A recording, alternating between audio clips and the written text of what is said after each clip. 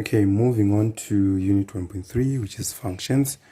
So the definition of a function is a function f is a rule that assigns each element x in a set D exactly one element f of x in a set E. So basically you can see that you have your x, then your f of x is your y, basically your y. Okay, so other people like to see it visually, so there's this illustration. So you have your x here in set D, and our function f maps this x element to f of x in set E. And your x, so your set D is basically known as the domain, and your set E is known as the range. So the domain is the set of all numbers that x can take, and the range is which is dependent on x, is the set of all numbers that f of x can attain.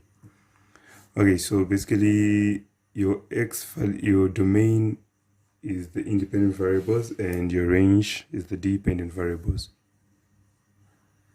So you actually see that in most questions they ask you to find domain and the range of the function that is given. So it's like, for example, this function over here is a domain here and your range here. So when you're finding the domain, you're just finding the x values that f can use, that the function f can use. And when you're finding the range, you're just looking for the outputs that you can get after plugging in the x values. Okay, so moving on to piecewise functions. So a piecewise function is a function f of x which is defined differently at different parts of its domain. So at one level it is defined somehow, and at another level it is defined in a different manner. So for example, your f of x being equal to absolute value of x, you have that the function is defined as x if our x values are greater or equal to 0, and the function is defined as negative x if our x is less than 0. So this is basically the definition of a piecewise function. Okay, moving on, we have even and odd functions, and an even function is basically a function that can satisfy this condition. So the function f must satisfy f of negative x being equal to f of x for all x in the domain. So if you're given a function and you're asked to prove if the function is even, then you're just going to say your f of negative x should be equal to f of x. And then if you plug in for x, you plug in negative x, then you see if it gives you the same output as f of x. So for example, f of x being equal to x squared, and f of negative x is equal to negative x squared, which is equal to x squared, and that's just equal to f of x. Then moving on to odd functions. So an odd function, now the function f must satisfy negative f of x being equal to f of negative x for all. So this symbol means for all. So it's for all of x in the domain. Okay, so for example, our f of x being equal to x cubed, and f of negative x is equal to negative x cubed, which is just equal to negative x to the power of 3, and that's equal to negative f of x, and which means that f of x being equal to x cubed is an odd function. So if you're required to prove that f of x is an odd function, you just use the same procedure. Okay, next up, decreasing functions. So a decreasing function is a function which is such that f of x1 is greater than f of x2 whenever x1 is less than x2 in the interval. So in a given interval, for example, x1 and x2 maybe 1, 2, 3 going upwards, then if f of x1 is always greater than f of x2, then your function is decreasing. Okay, and the the opposite is true for an increasing function. So it is a function which is such that f of x1 is less than f of x2 whenever x1 is less than x2 in the interval I. So that's all the theory behind unit 1.3. So next on we move on to the questions. Okay, so the first question says determine the domain of f and calculate the function value f at a of f at the given value of a. So the first one is f of x being equal to 1 over root x minus 1 and the a value is equal to 5. So we need to find the domain. So for the domain, it's basically the x values that this function can attain, and we know that the denominator, so denominator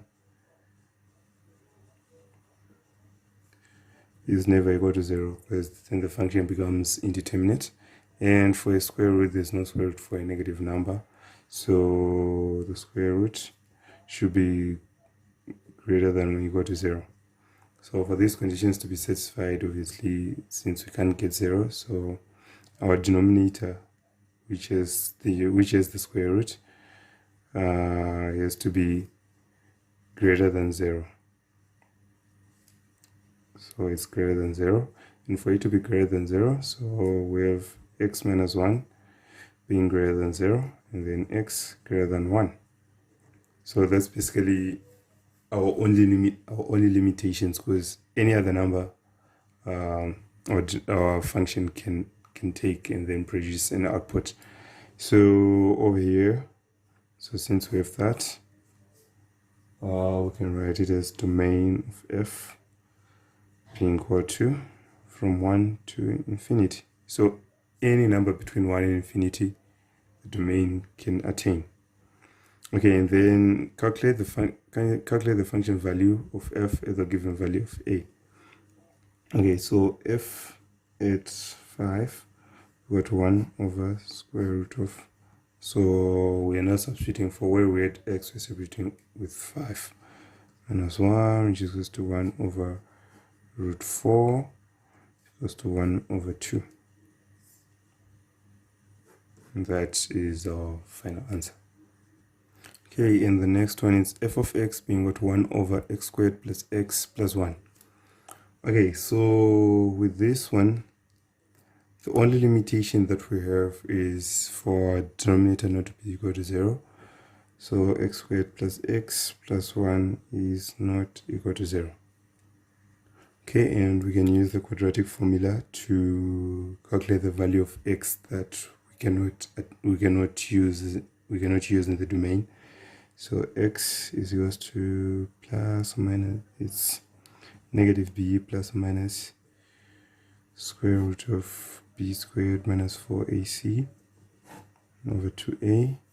So just to check if our b squared minus 4ac is possible, we're going to substitute with, also our b is 1, so it's 1 squared minus 4 by 1 by 1 is just equal to negative 3, and square root of a negative number does not exist.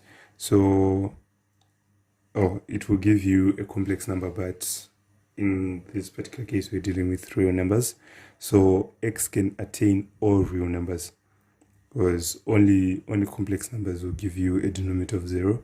So x is an element of all real numbers, so domain of f is equal to real numbers.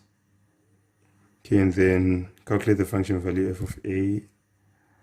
So that will be f at 0 being equal to 1 over, so where we have x, we're substituting with 0. So that's 0 squared plus 0 plus 1. Gives us to go to 1 over 1, which is 1. So that will be your final answer for such a particular case. So when you are looking for the domain, you look for the limitations that we have on a particular function.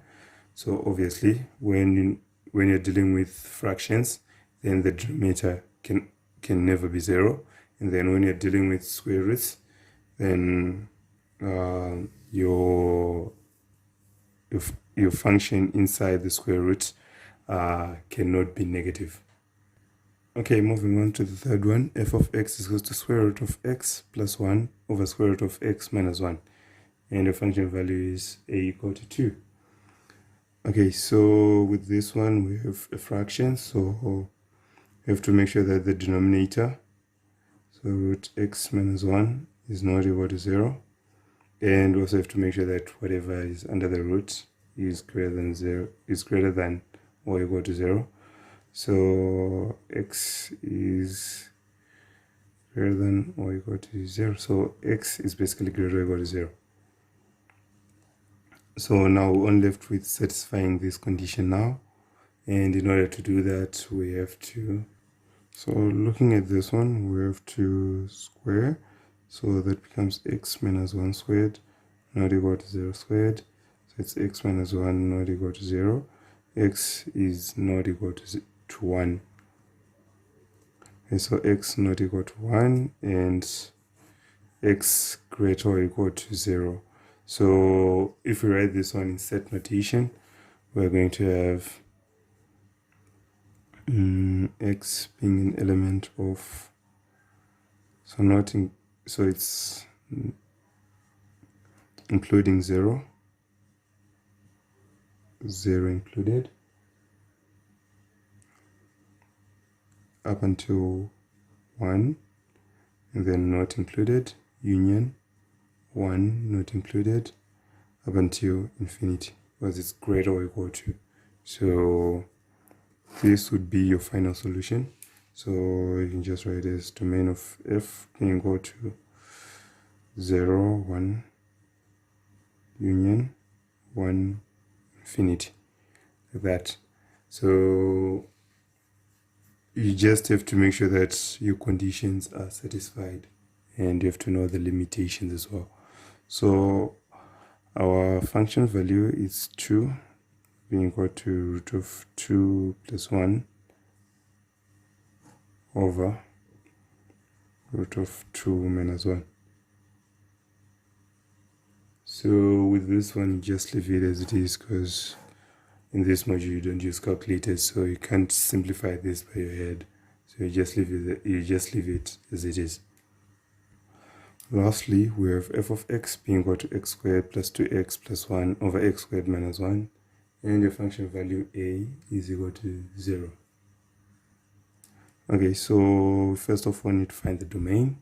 So the only condition that should be met is that the denominator x squared minus 1 is not equal to 0.